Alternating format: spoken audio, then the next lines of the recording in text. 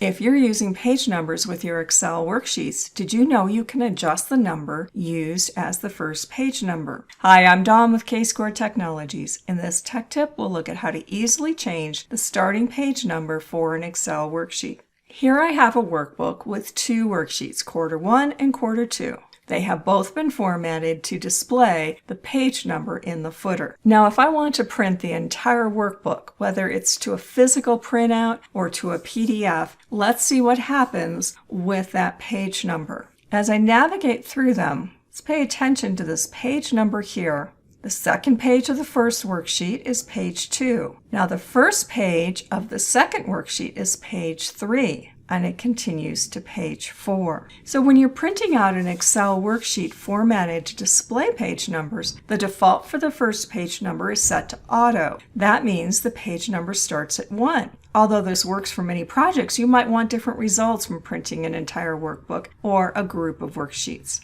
As we've seen, when more than one worksheet is selected, page numbering is continuous across multiple worksheets in a workbook. So what do you do if you want each worksheet to restart at page 1 or even use a completely different page number as the first page number in a worksheet? We change this in the Page Setup dialog box. Now, if I was working with just one worksheet right now, I could pick it right here through my print preview. Instead, we'll move to the Excel ribbon. So I'm in my second worksheet and in the Page Layout ribbon tab. Next, move to the Page Setup group, and in the bottom right-hand corner is a little arrow, a dialog launcher. This opens up the dialog box with the Page Setup options. From here, all I need to do is change this option. First page number, instead of auto, set that to 1 or another starting page number. Now let's look at what happens when we want to print an entire workbook or a selection of multiple worksheets. This time I've got page 1